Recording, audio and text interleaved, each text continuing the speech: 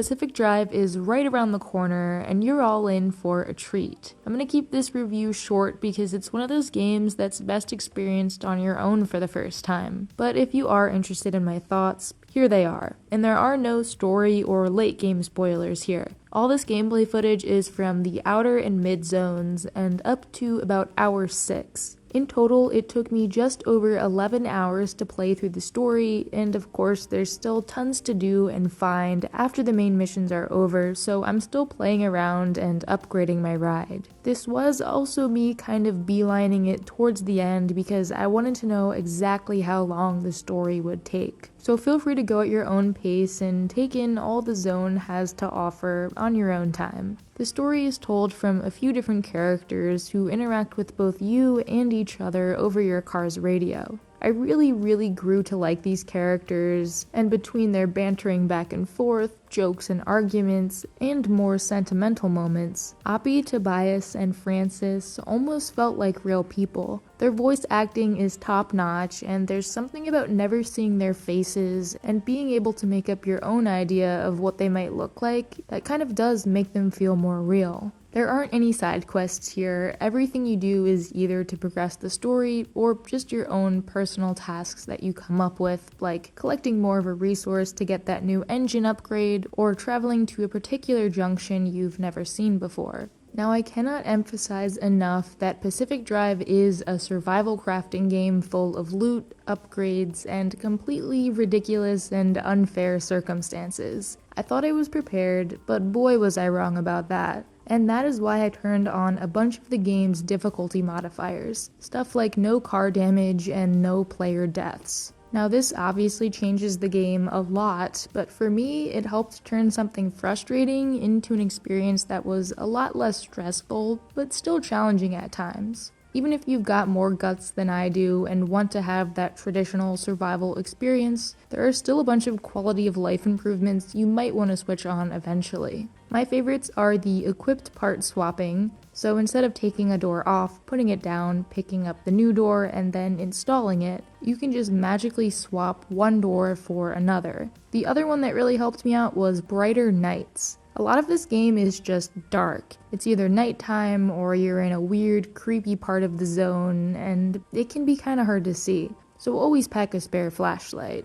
Turning all this stuff on though doesn't necessarily make the game easy. You can still mess things up big time, and the anomalies definitely won't pick on you any less. They can be brutal at times, but there are ways to get around some of these situations further into the game. Once you have your settings tuned to your liking, how is the actual gameplay? Just as I said in my preview impression, I think the driving is the star of the show. You can feel the resistance when climbing up hills and over rocks, and pick up some dangerous speed when headed down. Different tires affect performance on various surfaces, as well as the wet weather conditions and high winds. But you won't always be driving because there is always more loot to collect. This whole stop-start of getting out to scavenge for resources and anchors can be a lot at times, but there also are sections that you can breeze through in your car, like these highway shortcuts and certain story missions that have you drive around to different areas on the map. After the first 3 or so missions, about 3 or 4 hours into the game, you're finally told, okay, now it's time to travel deeper into the zone. But in order to do that, you gotta unlock more junctions on the map. Here the game opens up and you're really let loose to explore. You're also free to head out and do your own thing, even if there's a certain quest you're supposed to be doing, and people will still pop onto your radio to talk to you every now and then, which is a nice touch.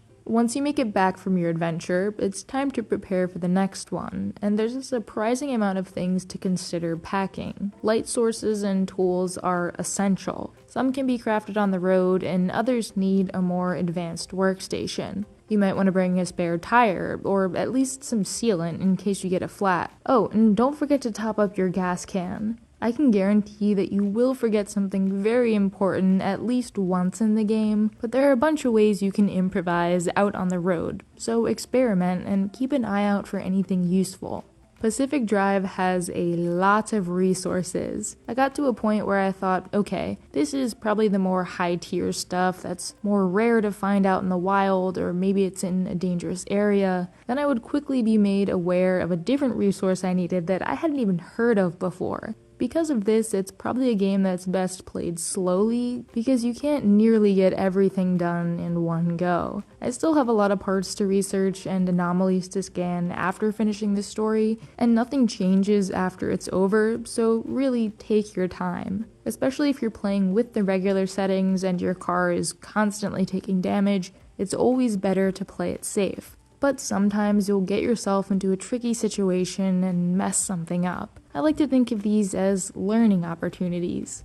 Again, if you ever find yourself feeling frustrated, just remember there are tons of settings you can tweak. And don't feel bad about changing around the difficulty. All those options are there for a reason. Just know that if you have damage turned off, the anomalies will still find many other ways to mess with you. You can still lose parts to them occasionally or get dragged in the wrong direction, but it's not something that I'd be too worried about. And you can really do a lot when it comes to car customization, as well as changing around the look of your garage, installing new stations, and upgrading existing ones. Some of these are super useful for getting you out to the zone faster, and others are just there for looks. After playing for a bit, I was overwhelmed with all the paint and sticker options, so don't be afraid to go crazy because you can create some wacky looking setups. And of course, the car parts themselves are very fun to play around with, and I think you're going to be surprised by some of their applications.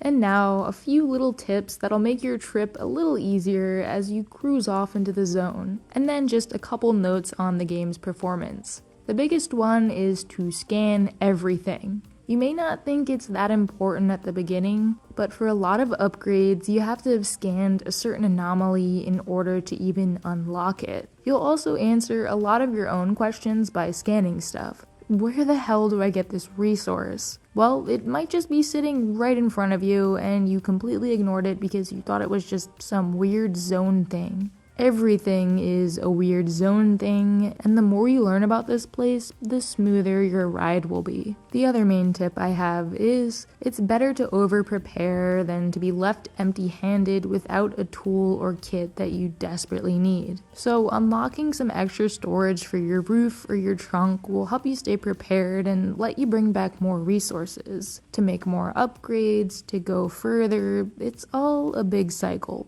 Just roll with it. Performance was mostly great throughout the game. I did have one random crash in my garage, but I didn't lose too much progress. Also, at the very end of the game, right before the credits rolled, my crafting menu was open and then it started rapidly scrolling between all the options. I couldn't do anything besides quit the game and restart, so then I could actually truly finish it. And I think it's important to note that you can only quick save in your garage. When you're out on a run, progress is only saved once per junction, as soon as you enter it. So that would be bad if your game decided to crash, say 20 or 30 minutes into looting an area. People have asked the devs about this before, and it doesn't seem like something they can or will budge on, so just keep that in mind. My PC is right in between the game's minimum and recommended specs, and the settings were automatically set mostly at medium, so if you've got a nice computer then you can really get the game to look amazing.